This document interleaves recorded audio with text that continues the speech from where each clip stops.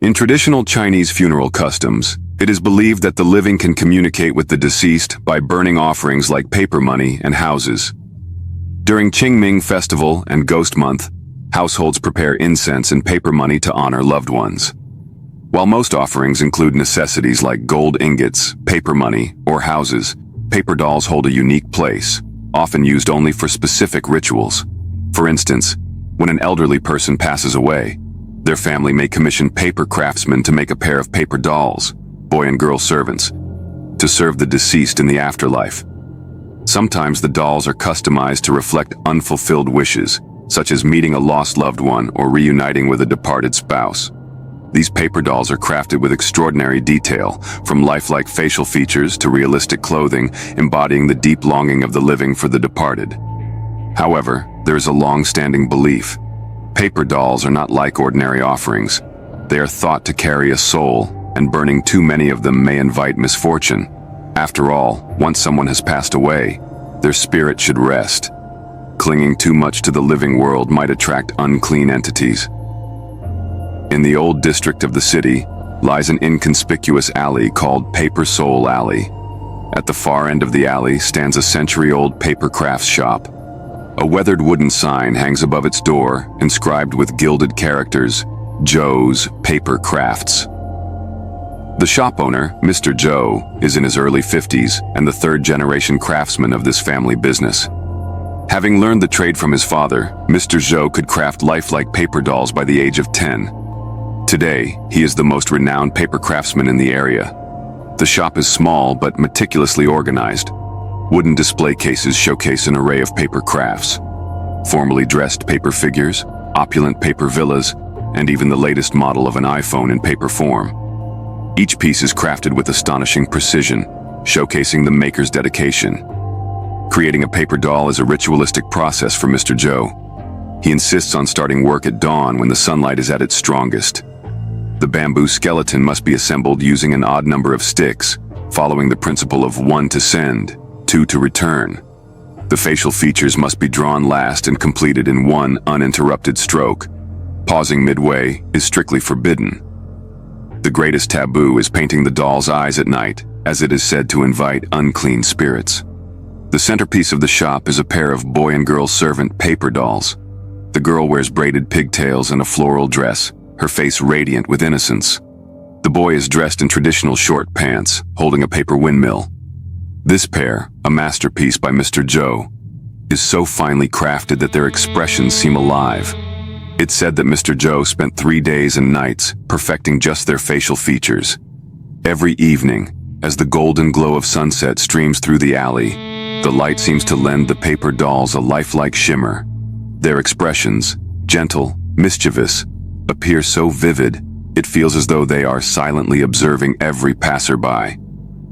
Mr. Zhou often says that sincerity is more important than skill in crafting paper dolls. These dolls are meant not just to satisfy the living, but to comfort the dead. Before starting any project, he lights incense and silently prays. There are many taboos in his craft.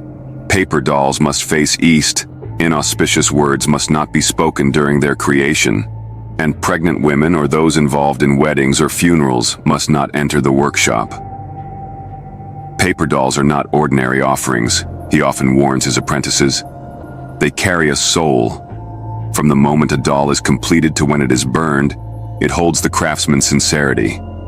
If you're not earnest, you might invite trouble. When he says this, his expression turns grave, as if recalling something he'd rather forget.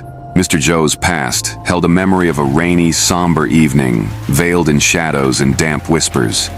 One rainy evening, an elderly lady dressed in a black silk qipao entered the shop. Her hair was impeccably styled, and her demeanor was elegant. Yet, as she stepped inside, a faint scent of sandalwood filled the air. Mr. Joe was painting a paper doll when a sudden chill caused his hand to tremble, smudging the paint. The old woman stood at the counter, a peculiar smile on her pale face. From her bag, she produced a yellowed photograph and requested a family set of paper dolls modeled after it. The photograph, taken in the 1980s, depicted a family of 6 in vintage attire, collared shirts and flared pants. While their smiles appeared warm, their eyes held an unsettling intensity, as if staring straight through the photo. "The dolls must look exactly like this," the old woman said in a raspy voice. "Especially the eyes. They must be lifelike." As she spoke, her gaze fixed on Mr. Zhou, sending shivers down his spine. Stranger still, her shadow on the wall appeared distorted, as though it had been scorched. When Mr. Zhou took the photo for a closer look, he noticed a detail, a charred mark at the lower right corner, beginning near the feet of a little girl. Just as he was about to ask about it, he looked up and realized the old woman had vanished. On the counter, she had left a stack of crisp 100-yuan bills and a lingering trace of sandalwood. That night, Mr. Zhou tossed and turned in bed, unable to sleep. Whenever he closed his eyes, the 6 smiling faces from the photograph would appear in the darkness, their eyes blinking as if waiting for something. After taking the order, Mr. Zhou worked late into the night for 2 consecutive days, crafting each paper doll based on the photograph. He began with the elderly woman in the qipao, followed by her husband, and then the 4 children. As he completed each one, the doll's eyes seemed to grow more lifelike, as though watching his every move. Strange things began happening in the workshop late at night. Sometimes, after painting a doll's face, Mr. Zhou would turn away to grab a tool, only to find that the expression had changed when he looked back.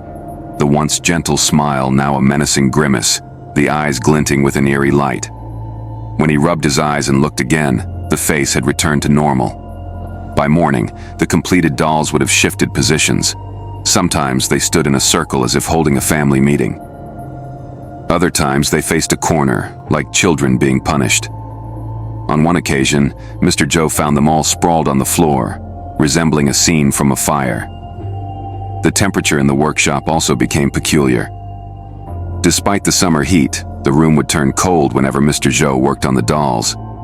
Most unsettling of all, the dolls seemed to grow. The little girl, crafted to resemble a 7-year-old, appeared more like a teenager the next day. The truth behind the photograph came from Mr. Wang, an elderly neighbor who lived near the alley entrance.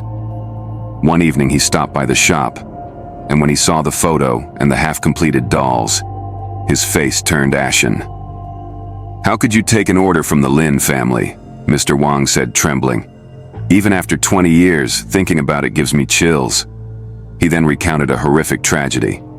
The elderly woman in the photograph, Lin Yuehua, had become mentally unstable after suspecting her husband of infidelity. On the night of August 15th, 1988, she locked all the doors and windows and set the house on fire.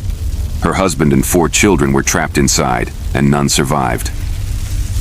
The youngest daughter was the saddest part. Mr. Wang sighed.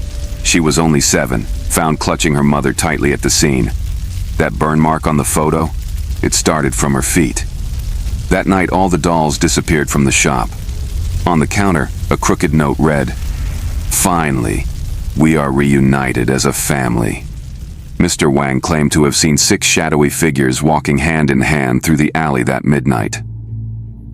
Leading the group was a woman in black, but when he rubbed his eyes for a closer look, they had vanished into the dark. Mr. Zhou's shop remains open, but he no longer accepts orders for family sets.